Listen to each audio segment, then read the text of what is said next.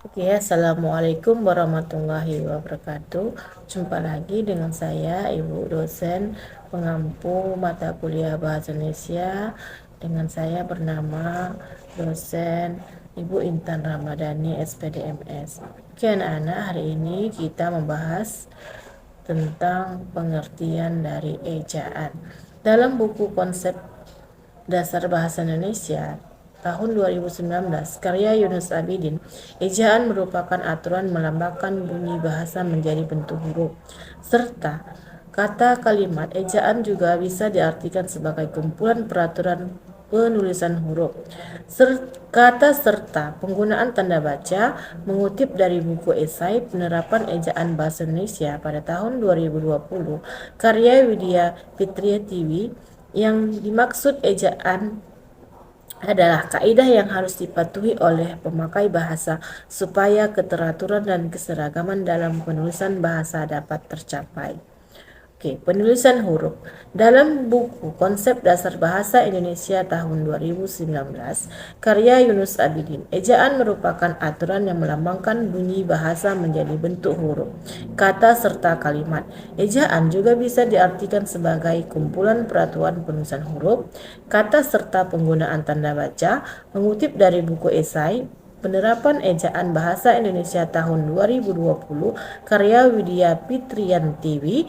Yang dimaksud ejaan adalah kaidah yang harus dipenuhi oleh pemakai bahasa supaya keteraturan dan keseragaman dalam penulisan bahasa dapat tercapai. Penulisan kata.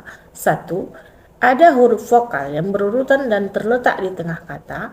Pemenggalan dilakukan di antara kedua huruf vokalnya. Contoh, kata aula jika dipenggal menjadi aula. Kedua, ada huruf konsonan termasuk gabungan huruf konsonan di antara dua huruf vokal yang terletak di tengah kata. Pemenggalan dilakukan sebelum huruf konsonan. Contohnya, kata bapak dan mutakhir. Oke, yang ketiga, ada dua huruf konsonan yang berurutan yang terletak di tengah kata. Pemenggalan dilakukan di antara kedua huruf konsonan. Contohnya mandi dan makhluk. Oke, ada tiga huruf konsonan atau lebih yang terletak di tengah kata. Pemenggalannya kata dilakukan di antara huruf konsonan pertama dan kedua. Contohnya in garis stru garis menjadi instrumen. Oke, selanjutnya. Kata asing yang sudah diserap sepenuhnya ke dalam bahasa Indonesia, misalnya kap, sirsa, iklan, perlu, hadir, badan, waktu, kamar, botol, sekolah, dan ember. Kata asing yang dipertahankan karena sifat keinternasionalannya, penulisan dan pengucapan masih mengikuti cara asing. Misalnya shuttlecock, knockout, time out, check in, build up, complete, knockdown, fitness, chip, server, web, Linux, Microsoft Word, disabled, dan lain-lain. Kata asing yang berfungsi untuk memperkaya peristilahan ditulis sesuai dengan EYD, ejaan yang disempurnakan. Misalnya komputer, yang tulisannya computer, kalkulasi, dibaca calculation, matematika, dibaca matematik, infiltrasi, dibaca infiltratio, influenza, dibaca dengan influenza, bisnis menjadi business, and karakter tulisannya karakter. Oke. Selanjutnya, mari kita lihat slide sebagai berikut ini.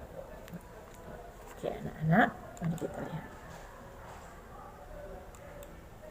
Pemakaian tanda baca. Oke, ada tanda titik, tanda koma, tanda titik koma, tanda titik dua, tanda penghubung, tanda pisah, tanda elipsis, tanda tanya, tanda seru, dan tanda kurung. Oke, penulisan unsur serapan. Kata asing yang sudah diserap sepenuhnya ke dalam bahasa Indonesia, misalnya lengkap, sirsak, iklan, perlu, hadir, badan, waktu, kamar, botol, sekolah, dan ember.